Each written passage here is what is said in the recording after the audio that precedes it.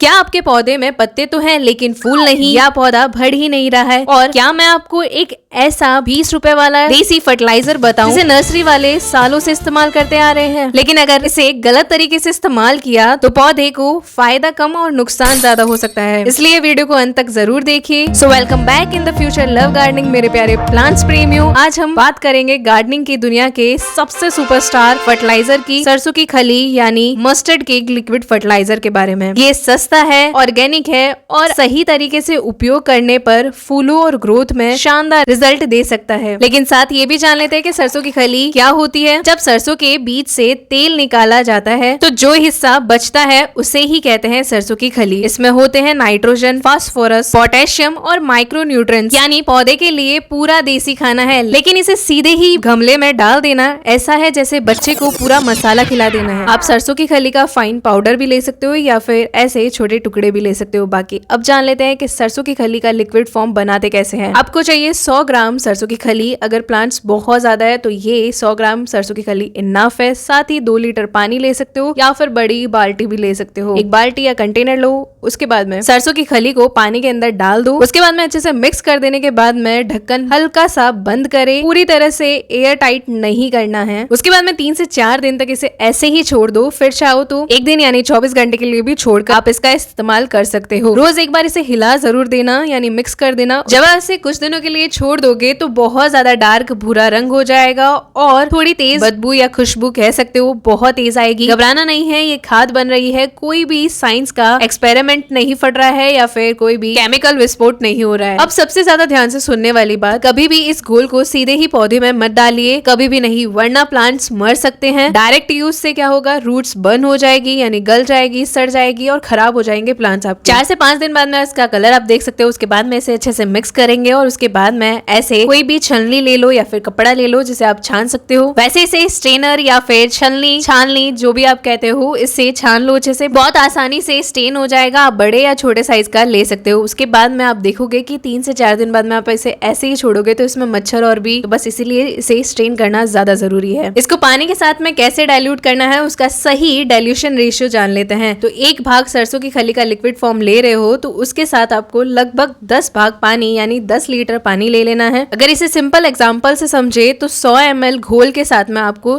1 litre पानी ले लेना है। पानी के साथ में इसे मिक्स कर उसके बाद में प्लांट्स पर इस्तेमाल करोगे, तब जाकर ये आपके प्लांट्स के लिए सबसे ज्यादा सुरक्षित माना जाएगा। इस फर्टिलाइजर का इस्तेमाल कर रहे हो तो ख्याल इसी बात का रखना कि या तो अर्ली मॉर्निंग के वक्त करना या फिर इवनिंग के वक्त यानी 7 से 8 बजे के बाद में। लेकिन अगर सर्दियों का टाइम है तब आप इसे 4 से 5 बजे के बाद में भी कर सकते हो। यहाँ पर मैं इस लिक्विड का 2 भाग ले रही हूँ और 20 लीटर के पानी के अंदर इसे मिक्स कर रही हूँ। आप इस फर्टिलाइजर को जितने आपके प्लांट्स है उस हिसाब से बना सकते हो। ये फर्टिलाइजर किन पौधों के लिए सबसे ज्यादा फायदेमंद है ये भी जान लेते हैं। ये बहुत ज्यादा पसंद है मोगरे के प्लांट को, रोज के प्लांट को, हिबिस्कस यानी गुड़हल के पौधे को, साथ ही बोगनविलिया, टमाटर, मिर्ची, हरी मिर्च, लाल मिर्च, शिमला मिर्च, बैंगन, भिंडी सबको पसंद है। बस सर्कुलेंट प्लांट को नहीं पसंद है तो उसके अंदर इसका इस्तेमाल ना करें। और भी कई फ्लावरिंग और वेजिटेबल्स प्लांट है, उनको भी ये फर्टिलाइजर सबसे ज्यादा पसंद है। इस फर्टिलाइजर को इस्तेमाल करने से एक तीर से 2 निशाने हो जाएंगे। अगर गमले के अंदर बहुत ज्यादा चींटियां हो रखी है तो उसका ये एक सॉल्यूशन हो सकता है। अगर आप इसका लिक्विड फॉर्म दोगे तो लगभग 10 से 5 मिनट के अंदर गमले के अंदर जितने भी चींटियां थी वो बाहर आ जाएगी और थोड़ी देर बाद में गायब भी हो जाएगी। इसका मतलब ये नहीं है कि वापस गमले के अंदर जा रही है, ना ना ना ना, गायब हो जाएगी मतलब गमले में दोबारा आएगी नहीं। बाकी ये चींटियां इस गमले में आई ऐसे है जैसे लग रहा है कि उनकी खुद की पर्सनल दावत या फिर पार्टी चल रही है। गमले को ही पार्टी क्लब मानकर बैठी है तो बस इसीलिए इन्हें गायब करना पड़ेगा। बाकी ये चींटियां सच में गायब हुई है या नहीं ये आपको लास्ट में देखने को मिलेगा, तो एंड तक जरूर देखना वीडियो को। तो है ना फ्री ऑफ कॉस्ट और बहुत सारे फायदे इसके, साथ ही कोई भी केमिकल का इस्तेमाल नहीं करना पड़ेगा। और साथ ही आप इसे तुलसी जी के पौधे को, जिससे ये हमेशा के लिए स्वस्थ और हरी भरी रहे, पोटुलाका यानी 9 ऑफ क्लॉक बिच्छुपति के पौधे को भी दे सकते हो। अब सबसे जरूरी बात भी जान लो कि कौन कौन से मौसम में कितनी बार इसका इस्तेमाल करना चाहिए। यहीं पर ही 90 से 80% लोग गलती कर देते हैं। गर्मी या तेज गर्मी में इसे कैसे यूज करें, हर 15 से 20 दिन में एक बार। क्यों? क्योंकि गर्मी में पौधे पहले से ही स्ट्रेस में होते हैं तो ज्यादा खाद ज्यादा परेशानी। फिर बारिश के मौसम में हर 20 से 25 दिन में एक बार। और तेज बारिश में या बारिश के दौरान इसे यूज मत करना, वरना आधा हिस्सा तो खाद का नाली में ही घूमने निकल जाएगा। मतलब इस फर्टिलाइजर का यूज करना ना करना एक समान हो जाएगा। फिर सर्दियों में कैसे इस्तेमाल करें? हर 20 से 30 दिन में एक बार काफी है, क्योंकि कई पौधे इस समय धीमी ग्रोथ में होते हैं। अब नर्सरी वाले सीक्रेट कॉम्बो को भी जान लेते हैं। बहुत से अनुभवी गार्डनर्स क्या करते हैं, एक महीने में एक बार वर्मी कंपोस्ट और एक बार सरसों की खली यानी मस्टर्ड के लिक्विड फर्टिलाइजर। बस कोई महंगा फर्टिलाइजर नहीं और रिजल्ट भी शानदार मिलता है उन्हें और मुझे भी।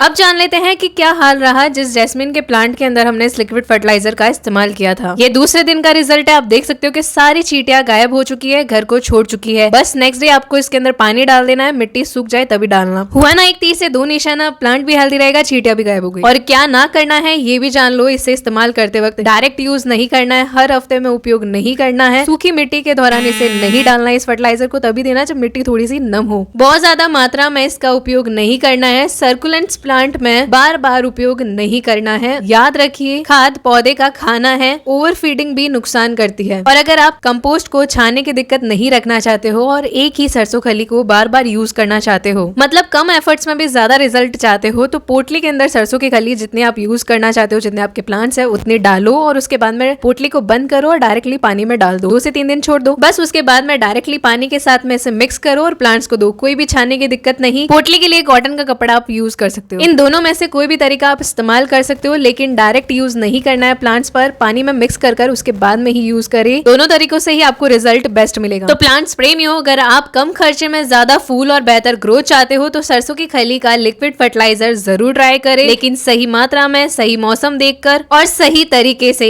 यही है सफलता का असली राज। सबसे इंपॉर्टेंट बात, अगर आपको ये जानकारी उपयोगी लगी हो तो लाइक शेयर सब्सक्राइब जरूर कर दें। और जाने से पहले कमेंट में जरूर बताइए आपने कभी सरसों की खली का इस्तेमाल किया है या नहीं। आज पहली बार इसके बारे में सुन रहे हो, ये भी बता देना इन दोनों तरीकों में से कौन सा सही लगा आपको। मिलते हैं अगली गार्डनिंग वीडियो में।